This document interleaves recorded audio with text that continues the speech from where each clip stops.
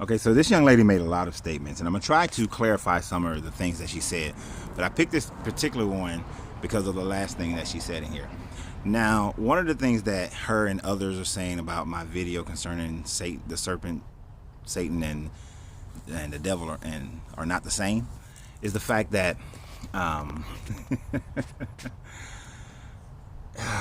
she said that many people said that 1,000 years is a day to God. Okay, that comes from 1 Peter chapter 3 verse 8. Your mistake here is you're taking that as a literal and not actually reading it. It does not say a day is 1,000 years to God. It says a day is like 1,000 years to God. Very big difference between like and a. It's a metaphor. It's not literal. It's just saying that one day to God is a long ass time. It could be 10,000 years.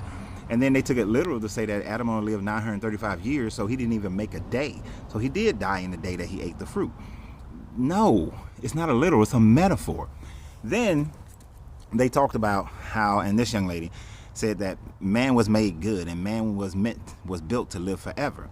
If that's the case, then why is it that in chapter 3 of Genesis 22, I think, it says that it talks about how the Lord said that now that man is like one of us, knowing good and evil, that he must not be able to reach out his hand and take from the tree of life and live forever. So even though man's body wasn't built to live forever, there was the tree of life in the garden, according to the story, which would enable man to live forever. Therefore, man had to be kicked out of the garden. Yes, that was part of the punishment, being kicked out of the garden so he could not eat from the tree of life. So man was not made to live forever. There was a condition within the garden that allowed man to live forever as long as he can eat from the tree of life.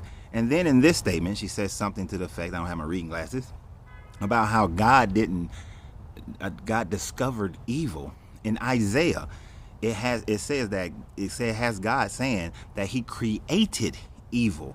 So for all those other comments where people were saying that God is all good and God didn't know evil, Lucifer, he found iniquities in Lucifer or the cherubims and then cast them down and that sort of thing.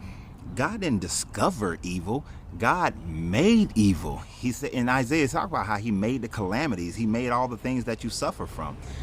But really, you got to read this book and understand it and put the pieces together. And you say that when I read, I need to read basically with the Holy Spirit.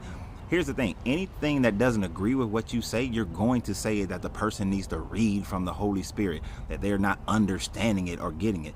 Really, you're just saying that if I don't agree with you, or if somebody doesn't agree with you, then they're out of context or don't have understanding. No, it doesn't work that way.